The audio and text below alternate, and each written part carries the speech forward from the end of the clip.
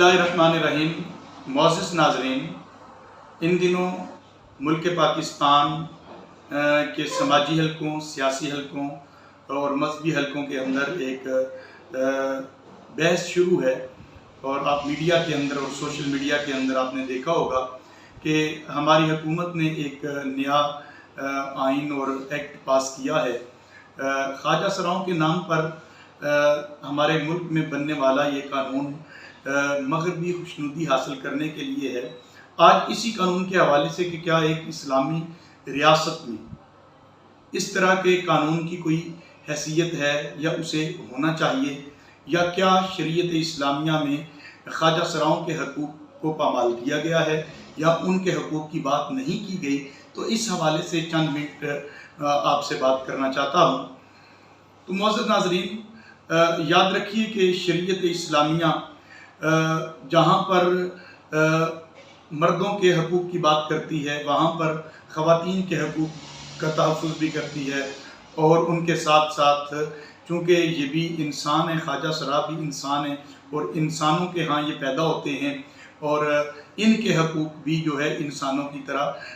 شریعت اسلامیہ میں متعین ہے، اور فقہ کی کتب کے اندر ان کے حقوق بھی درج ہیں، یہاں تک کہ وراثت میں بھی ان کا حصہ جو ہے وہ موجود ہے۔ اب رہی بات کہ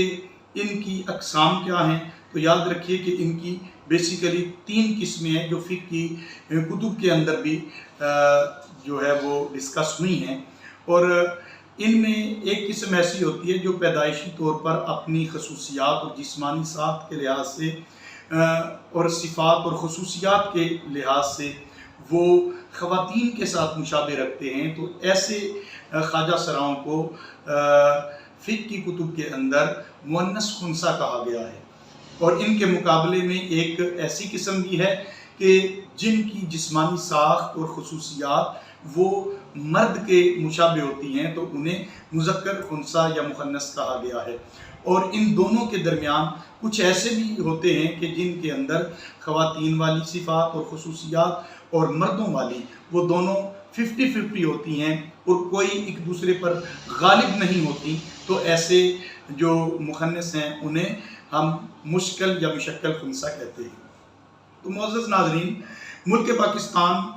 کے اندر یہ جو قانون بنا ہے وہ انہی کے نام پر جو ہے وہ معرض وجود میں آیا ہے، اور کہا گیا ہے کہ ان کو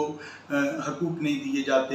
اور ان کو وراثت میں حصہ نہیں ملتا، ان کا جنسی استحصال کیا جاتا ہے، اور ان کو معاشرے اور سوسائٹی کے اندر کوئی جابس وغیرہ ان کے لیے اویلیبل نہیں ہوتی، تو اور ان کو کوئی آئینی تحفظ نہیں ہے۔ تو اس آڑ میں یہ قانون بنایا گیا، اور جہاں تک یہ بات ہے کہ ان کو حقوق دلوانا، تو بینگا مسلم اور ایک انسان ہونے کے ناطے ان کے بھی وہی حقوق ہیں جو عام مرد اور عورت کے حقوق ہوتے ہیں، اور باقاعدہ فقہ کی کتب کے اندر وہ خنثی جو مرد کے مشابہ ہوتا ہے، تو یہاں تک کہ وراثت کے اندر بھی اس پر مذکر والے مرد والے قانون لاگو ہیں، اور ایک بیٹی کے مقابلے میں اسے 2 حصے دیے جاتے ہیں، اسے مرد تصور کیا جاتا ہے۔ اور اسی طرح اگر کوئی خنثی ایسا خواجہ سرا ہے جس کی مشابہت اور خصوصیات وہ خواتین کے ساتھ ملتی ہیں، تو ان کے لیے ایک بیٹی کے برابر جو ہے وہ حصہ ہے، چونکہ وہ بھی انسان ہیں اور ان کے حقوق متعین ہیں۔ اور رہی بات مشکل کی، تو جب وہ سن بلوغت کو پہنچتا ہے تو اس وقت اس کے اندر جو خصوصیات ہیں وہ ظاہر ہونا شروع ہو جاتی ہیں، اور اگر خواتین کی خصوصیات ظاہر ہوں تو اس کو عورتوں کے اور خواتین کے زمرے میں رکھا جائے گا، اور وہاں سے وہ حقوق انہیں ملیں گے، اور اگر وہ مرد ہیں تو مردوں والے سارے حقوق جو ہے شریعت اسلامیہ انہیں دیتی ہے۔ اب یہ سوال پیدا ہوتا ہے کہ وہ جب بالغ ہو جائیں تو اس وقت کیسے پتہ چلے گا؟ تو اس کے لیے طب موجود ہے، میڈیکل سائنس موجود ہے،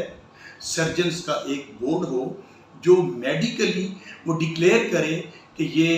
اب اس کے اندر وہ خصوصیات جو بچپن میں چھپی ہوئی تھی اب بلوغت کی وجہ سے وہ ظاہر ہو رہی ہیں یا ظاہر نہیں ہو رہی. اگر تو ظاہر ہو جاتی ہیں، داڑھی نکل آتی ہے یا کوئی اور مردانہ خصوصیات میں سے جن کا فردن ذکر کرنا کوئی مناسب نہیں، چونکہ بچے اور خواتین بھی ہو سکتا ہے کہ یہ میری ویڈیو سنیں، تو ایسی خصوصیات جو مردوں میں ہوں وہ خصوصیات ظاہر ہو جائیں پھر تو اس کا شمار مردوں میں ہوگا. اگر عورتوں والی خصوصیات ظاہر ہو جائیں تو وہ عورتوں میں شامل ہو جائے گا. اگر ایسا نہیں ہے تو پھر اس کو میڈیکل بورڈ چیک کرے گا، اس کو آپریٹ کریں گے، اور جو اس کے اندر چھپی ہوئی خصوصیات ہیں جو اللہ تبارک و تعالیٰ نے بیسیکلی اس کے اندر رکھی ہیں ان کو ظاہر کیا جائے گا. اور جب وہ ظاہر ہو جائیں آپریٹ کے ذریعے، آپریشن کے ذریعے، سرجری کے ذریعے، تو پھر اگر تو عورت والی خصوصیات ظاہر ہوں تو ان کا شمار عورتوں میں ہوگا اور وہی خواتین والے حقوق انہیں ملیں گے. اور اگر مردوں والی خصوصیات ہوں تو وہ سارے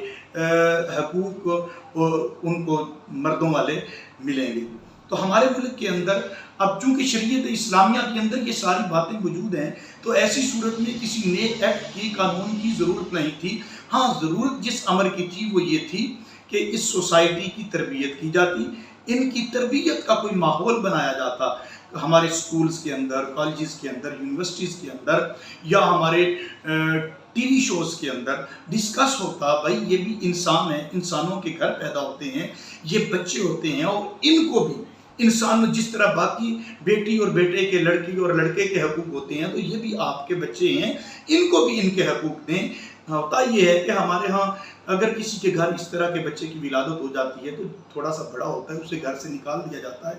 مارا جاتا ہے، پیٹا جاتا ہے جیسے وہ گھر سے باہر نکلتا ہے.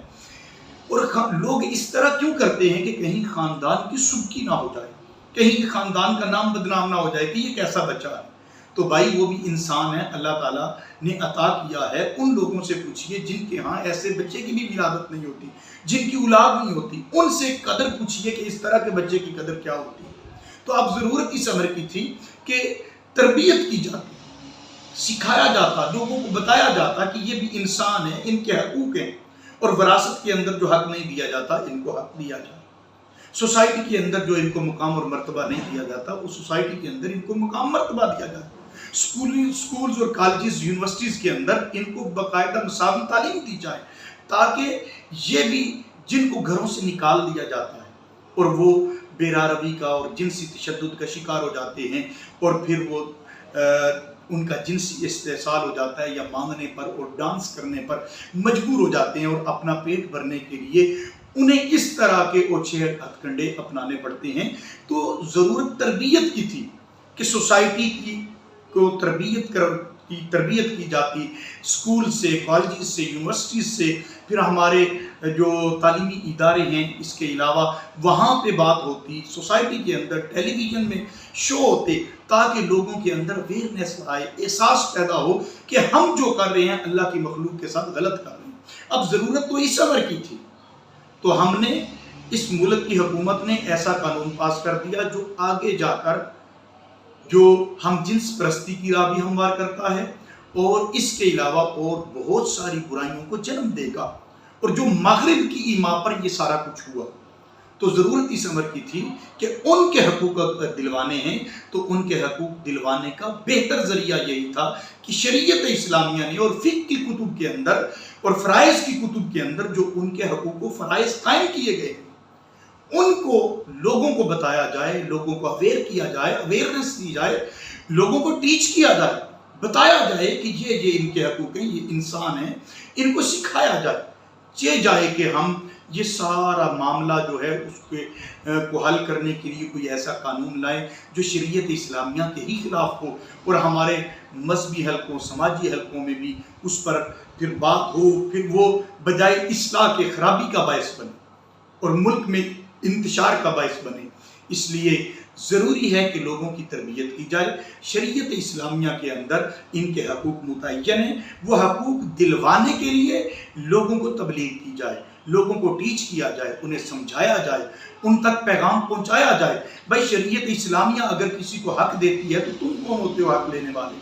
وہ بھی اللہ تعالیٰ کی نعمت ہیں، وہ بھی تمہاری اولاد ہیں، وہ بھی تمہارے بہن بھائی ہیں، وہ بھی سوسائٹی کا حصہ ہیں. ان کو اپنے ساتھ کھڑا کریں، ان کی تعلیم کریں، تدریس کریں، ان کو بھی ایک اچھا اور کامیاب شہری بنائیں، تاکہ بیراہ روی کی طرف جانے والے وہ سارے راستے رک جائیں اور وہ بھی سوسائٹی کے اندر اپنی ایک عزت دار زندگی گزار سکیں۔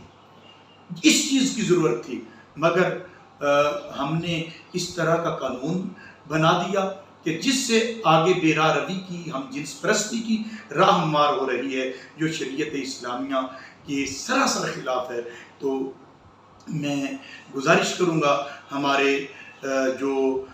حکومتی حلقے ہیں ان سے بھی مطالبہ کریں گے کہ آپ اس پر نظر ثانی کریں، اور جہاں تک بات ان کو حق دلوانے کی ہے تو وہ شریعت مطہرہ کے مطابق جو حقوق ان کے متعین ہیں وہ